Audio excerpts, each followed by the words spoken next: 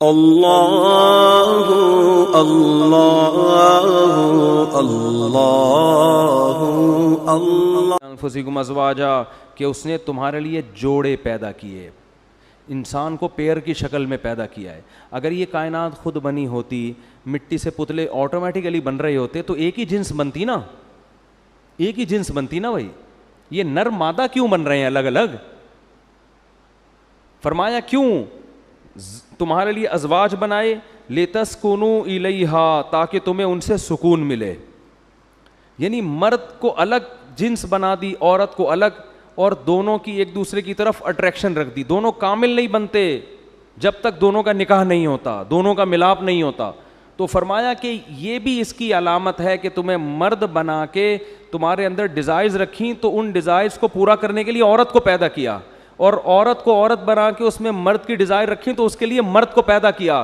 اگر یہ آٹومیٹیکلی ہوتا، خود بخود ہوتا، اتنا بہترین انداز سے انسانوں کو اللہ ڈیوائیڈ نہ کرتا دو جنس میں۔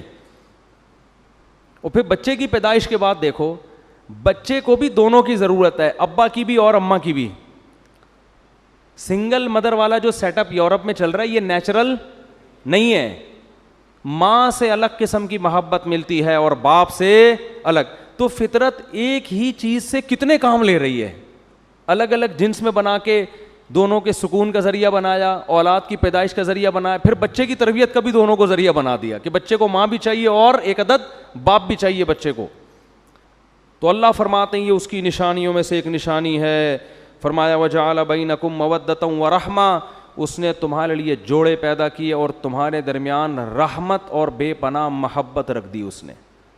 مودہ کہتے ہیں بے پناہ محبت۔ کیا مطلب؟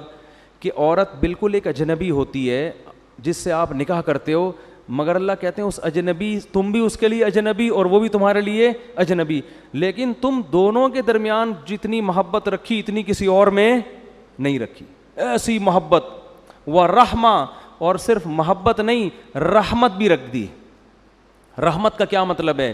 ایک دوسرے پہ رحم بھی آتا ہے دونوں کو۔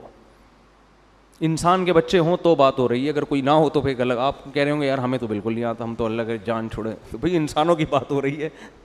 بعض لوگوں کو یہ ہوتا ہے کہ یہ کس قسم کی باتیں قرآن کر رہا ہے، یہ تو ہماری فطرت سے بالکل میچ نہیں کرتی ہیں۔ لیکن انسان ہو نا انسان، تو اسے اپنی زوجہ پہ بھی رحم آتا ہے۔ اس کی تکلیف میں جتنا کڑتا ہے کسی دوسرے کی تکلیف میں اتنا نہیں کڑتا۔ کیسے لوگ پھر رہے ہوتے ہیں مارے مارے، بیگم کی طبیعت خراب ہے، دعاؤں کی پرچیاں آ رہی ہوتے ہیں، مفتی صاحب دعا کر دیں، رو رہے ہوتے ہیں آ کے کہ بھائی ٹھیک ہو جائے۔ یہ ان کی بات جن کے صبح و شام پھڈے ہوتے ہیں، ٹھیک ہے نا، ان کے یہاں یہ ہو رہا ہوتا ہے۔ پھر شوہر کیسا ہی مکھنچو ہو، کیسا ہی نالائق ہو، ذرا سی تکلیف ہوتی ہے پریشان ہوتا ہے تو تکلیف کس کو ہوتی ہے؟ اس کی زوجہ کو۔ ایسا اللہ نے دونوں کے درمیان محبت اور تعلق قائم کیا۔ اور جتنا آپ گاؤں دیہاتوں میں جائیں گے نا، یہ محبت آپ کو زیادہ ملے گی، الا یہ کہ کوئی بہت ہی جاہل ہو، مار پیٹ کرنے والے، وہ ایک الگ بات ہے۔ ہمارے ایک دوست نے بتایا کہ ایک بوڑھا پٹھان تھا بیچارہ، رکشہ چلاتا تھا ادھر کراچی میں، ہاسپٹل میں نا بوڑھا آدمی، اس کا انتقال ہو گیا۔ کہتے ہیں یار میں نے اس کی بوڑھی بیوی کو دیکھا، اس کو جب اطلاع ملی ہے اتنا روئی اور اپنے میاں کے جوتے اٹھا کے اپنے سر پہ رکھ لیے اس کی عظمت اور محبت میں۔ کہتے ہیں میں نے کہا یار یہ گنوار عورت اور یہ گنوار مرد بیچارہ مزدور آدمی، ان کے درمیان بڑھاپے میں کتنی محبت ہے، دیکھو بڑھاپے میں کتنی محبت، ایسا رو رہی ہے اور اس کی تعظیم میں، یعنی عزت بھی دے رہی ہے شوہر کی میت کو، کہ اس کے چپل اٹھا کے نا جو یہ والی سائڈ نیچے والی ہوتی ہے یہ اپنے سر کے اوپر رکھی ہوئی، اس نے ایسے ایسے اپنے سر پہ اوپر رکھ کے مسل رہی۔ کہتا ہے مجھے بڑا رشک آیا، دیکھو بالکل بھی پڑھے لکھے نہیں ہیں، بالکل ایک دیہاتی لوگ ہیں، مزدور پیشہ لوگ ہیں، غربت میں وقت گزارا، مگر آپس میں تعلق کتنا قوی ہے۔ تو یہ ہوتا ہے، لیکن جب دولت آتی ہے نا، ہوس آتی ہے، تو یہ تعلق کیا ہوتا ہے؟ کمزور۔ میرے پاس لوگ آتے ہیں بتاتے ہیں کہ میں غریب ہو گیا، جاب چھوٹ گئی، بیگم مارکیٹ سے شارٹ، بہت کیسز آئے ہیں۔ مجھے کہتے ہیں کوئی وظیفہ بتا دیں کہ واپس آ جائے، میں کہتا ہوں یہ وظیفہ پڑھا کرو، اس پر اللہ کی لعنت، اس پر اللہ کی لعنت، اس پر اللہ کی لعنت، کبھی واپس نہیں لے کر آؤں گا، مجھ سے بڑا بے غیرت کوئی نہیں اگر اس کو واپس لے آیا۔ یہ 11 دفعہ ناشتے سے پہلے اور 11 دفعہ ڈنر کے بعد.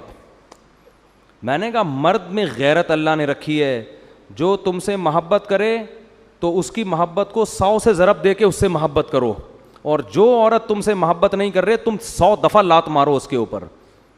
بھائی آزمائش میں تو میاں کا پتہ چلتا ہے, جاب لیس ہو گیا تو اب تو ساتھ دینے کا ٹائم آیا تھا. بیوی میں اور طوائف میں یہ فرق ہے, طوائفہ کو پیسے کھلاؤ تو خوش رہے گی, پیسے نہیں کھلاؤ تو بھاگ جائے گی, جہاں پیسے زیادہ ملیں گے وہاں بھاگے گی. اس کے ریٹ ہوتے ہیں, بیوی کے ریٹ نہیں ہوتے. وہ غم میں بھی آپ کا ساتھ دیتی ہے اور وہ خوشی میں بھی آپ کا ساتھ دیتی ہے. کوئی بات نہیں, قدرت کی طرف سے اگر جاب لیس ہو گئے تو اس کو بولو بھائی میں بھی سوکھی روٹی کھا رہا ہوں, میرے ساتھ تم نے بھی کیا کرنا ہے, سوکھی روٹی کا. ہاں اپنی نالائقیوں سے اگر کم بخت پیسے نہیں کما رہا, پوستی قسم کا آدمی پڑا ہوا ہے, کچھ نہیں کر رہا, پھر تو اس کو میں خود بھاگنے کے مشورے دیتا ہوں. آپ بھی کہیں گے یار پتہ نہیں کس قسم کی باتیں کر رہے ہیں مفتی صاحب. بھائی ایک آدمی کم بخت کماتا ہی نہیں ہے, پڑا رہتا ہے, محنت نہیں کر رہا اور گھر والوں کی فکر نہیں کر رہا, تو وہ کیوں پڑی ہوئی ہے یہاں پہ؟ سوال پیدا ہوتا ہے نا کیوں پڑی ہوئی ہے. تو ہم تو اس کو خود مشورہ دیتے ہیں کہ اس سے طلاق لو اور پتلی گلی سے نکلو یہاں سے. لیکن اگر وہ اپنی ذمہ داری پوری کر رہا ہے, قدرت کی طرف سے آزمائش آ گئی ہے, کوئی آزمائش آ گئی ہے قدرت کی طرف سے, تو بھائی پھر تو غم خوشی دونوں میں عورت کو چاہیے اپنے شوہر کا ساتھ دے. کیوں اللہ کیا کہہ رہے ہیں, اللہ نے میاں بیوی کا جو رشتہ بنایا اس میں مودہ بھی رکھی اور رحمت بھی. تو شوہر کی بے روزگاری پہ عورت کو اپنے شوہر پہ ترس آنا چاہیے, غصہ نہیں آنا, ترس آنا چاہیے. ترس کھا کے وہ یہ کہے کہ میں آپ کے غم میں آپ کے ساتھ شریک ہوں. کوئی بات نہیں, آپ نے پراٹھے بھی بہت کھلائے ہیں, انڈے بھی بہت کھلائے ہیں, اب ہم چائے میں ڈبو کے کھانے کا مزہ بھی لیں گے پاپوں کے. اب صرف پاپوں پہ ہم گزارا کریں. پاپا سے میں نے بات کی ہے, اگلی دفعہ وہ پاپے لیتے ہوئے آئیں گے. ٹھیک ہے نا, میں نے اپنے پاپا سے بات, مالدار عورت ہوگی نا تو پاپا ہی ہو گئے نا, ان کے ابو تھوڑی ہوتے ہیں. تو پاپا سے میں نے بات کر لی ہے, اس دفعہ پاپے بھی کہاں سے آئیں گے, میرے پاپا آپ کے ساتھ تعاون کریں گے. ٹھیک ہے نا. تو غم میں پہلے سے ہی کوئی غریب ہو تو پھر اس کے ساتھ ضرورت نہیں ہے شادی کرنے کی, اگر وہ بہت غریب ہے. اگر کوئی مالدار عورت ہے نا تو اس کو چاہیے اپنی حیثیت دیکھ کے نکاح کرے. غریبوں میں جانے کی چندہ ضرورت نہیں ہے بلا وجہ. کیوں بھائی, اپنے حساب سے چلو. لیکن اگر تھا مالدار, قسمت نے اس کو غریب بنا دیا, تو کیا کرنا ہے, صبر کرنا ہے, غیرت کا مظاہرہ کرنا ہے. تو اسی طرح اگر آپ کی زوجہ آپ کے ساتھ رہتی ہے, خدا نہ خواستہ کوئی بیماری ہو گئی, اس کو کوئی پرابلم ہو گئی, تو اس بیس پہ اس کو کبھی بھی مت چھوڑو. لوگ یہ کام بھی کرتے ہیں, کوئی فالج ہو گیا, کوئی اور مسئلہ ہو گیا, ابے جان چھڑاؤ اس مصیبت سے. او بھائی یہ تو میاں, اس کو اٹ از ناٹ کالڈ میاں, یہ بوائے فرینڈ ہوتا ہے. بوائے فرینڈ کی جب گرل فرینڈ ہوتی ہے, جس دن گرل فرینڈ کو لقوہ ہو جائے وہ گرل فرینڈ رہے گی؟ کیا ہو گیا بھائی, آپ کی کوئی گرل فرینڈ ہے, اللہ نہ کرے, بڑے مرتے ہو آسمان سے تارے, ایک دن اطلاع کہ میرا تھوڑی سی سیٹنگ کیا ہو گئی ہے, آؤٹ ہو گئی ہے. لقوے میں ایسا ہی ہوتا ہے نا, اللہ بچا کے رکھے, تھوڑی سی سیٹنگ کیا ہوتی, آؤٹ. اب آپ 500 کے بیلنس ڈالنے کے لیے بھی تیار نہیں ہوگے. جو محبت کی بیس تھی وہی ختم ہو گئی, حسن و جمال. تو شادی کرتے ہوئے تو سب دیکھو لقوہ نہ ہو, فالج نہ ہو, یہ نہ ہو. جب ہو گئی پھر بھائی لقوہ ہو گیا تو آپ کی قسمت, فالج ہو گیا تو بولو. اگر غیرت کے ساتھ زندگی گزارنا چاہتے ہو, لوگ انگلیاں اٹھائیں کہ یہ بے غیرت آدمی ہے, معذرت کے ساتھ گالیاں والیاں رمضان میں بہت دے رہا ہوں, وہ معین اختر کی وجہ سے دے رہا ہوں میں گالیاں, تو لیکن لوگ کہیں کہ بھائی وفادار آدمی ہے. ٹھیک ہے نا, یہ زیادہ اچھا ہے نا, لوگ کیا کہیں, وفادار آدمی. تو اللہ کیا فرماتے ہیں, جعل بینکم مودۃ ورحمہ, اس نے تمہارے درمیان بے پناہ محبت اور رحمت, ایک دوسرے پہ رحم کا جذبہ رکھ دیا. یہ بھی تاکہ کیا ہے کہ یہ سکون اور اطمینان کے ساتھ زندگی گزاریں. تو فرمایا ان فی ذلک لآیات لقوم یتفکرون, جو غور و فکر سے کام لیتے ہیں ان کے لیے اس میں بہت بڑی بڑی نشانی.